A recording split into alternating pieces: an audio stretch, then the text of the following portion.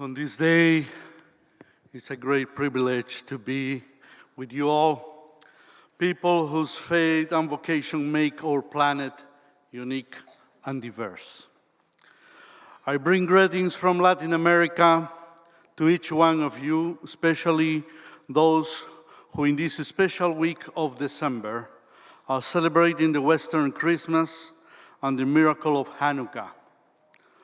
Undoubtedly, these celebrations make this global summit for the topics that we have to deal with more special and solemn. All humanity comes from the same matrix which make us look and feel like brothers. I call not see my neighbor only as a rational animal, but as a divine creation, a spiritual being and transcendent to time and space. In an increasingly complex and violent world, Christian churches have come to recognize, along with other communities of living faiths, that working for peace constitutes a primary expression of their responsibility for the life of the world. While the Orthodox churches affirm that peace is an integral and indispensable element of the Christian gospel, they have not sufficiently reflected in a morally consistent manner on the nature of peace and peacemaking and how peace affects, in practical terms, their life and witness of the world. Orthodox theologians have noted that offering simply a theoretical presentation of the Orthodox understanding of peace is not a sufficient expression and witness. Peace, of course, is more than the absence of war. It does not deny conflict, an intrinsic element of human relationships, but neither does it identify conflict with violence. Violence is not the only way to resolve conflicts. Peacemakers are constantly groping to find ways in which people and communities can resolve their differences without physical violence. Peace is a dynamic process, not an absolute endpoint. Genuine peace means progress toward a freer and more just world. The Church, as the sacrament of God's peace to the world, actively supports all human efforts to aim to identify more effective ways of resolving disputes without resorting to violent conflicts. The concern of the Church for peace and its active participation in movements of peace and social justice is a testing ground of its faith about the origins, essential goodness and future of the world.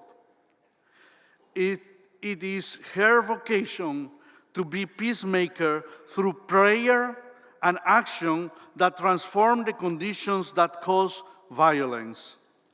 The Church enables those human beings whom violence and war have put asunder to find their unity in God's peace and justice through reconciliation, reparation, and forgiveness.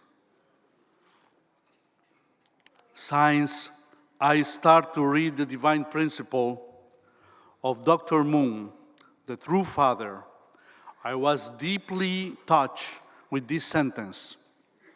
The victories of God's side in the 3 world wars will fully restore through indemnity all these aspects of the providence of restoration.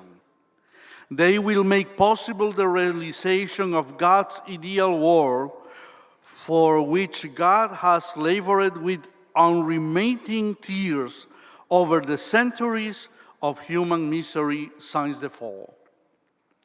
Peace has not religious frontiers. Religious communities, through interfaith dialogue and collaboration, must strive to overcome misunderstandings, stereotypes, caricatures, and other prejudice, inherited or acquired. Their voices in favor of peace must be heard in the public realm, political life, media, and marketplace, and together must take initiative that promotes justice and peace in the world. The universal message of peace that each religious faith community espouse shall enable their followers and other people to see one another not as enemies, but as brothers and sisters across religious, national, racial, and cultural frontiers. Have only one essential, substantial, and important step to the great restoration of the true peace in the world, and its preserve, rebuild, and develop the true family in God.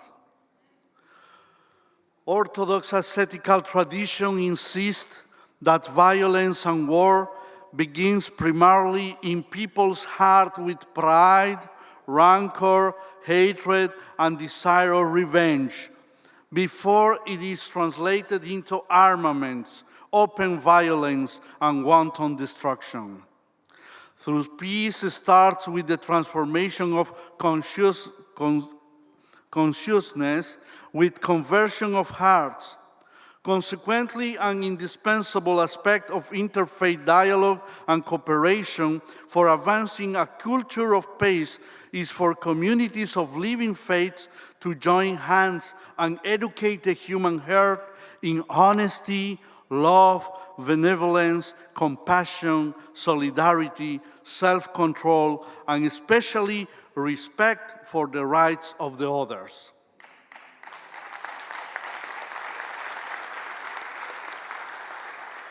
Violence is not overcome by further violence. Neither the politics of fear of terror can bring peace and justice in the world. Hatred must be overcome by love, by conversion of heart, and by removal of the causes of war, which are injustice, selfishness, envy, and indifference to human suffering and oppression.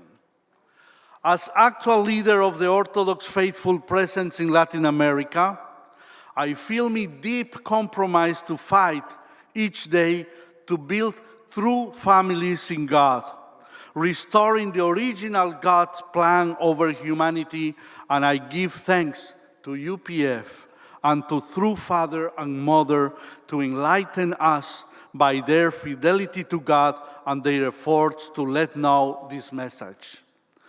Finally, the contribution of the Orthodox churches in advancing peace with justice and freedom depends upon their total commitment to the gospel of love and reconciliation, and on their courage to speak and act accordingly beyond of any kind of temporary affiliations in the social political realm. Being real builders or real families, all under a big only one family. Their contribution will, however, be truly Christian if it's offered in all humanity and in that spirit of repentance and forbearance, which is the key prerequisite of all true peacemakers. Brothers and sisters, God bless you.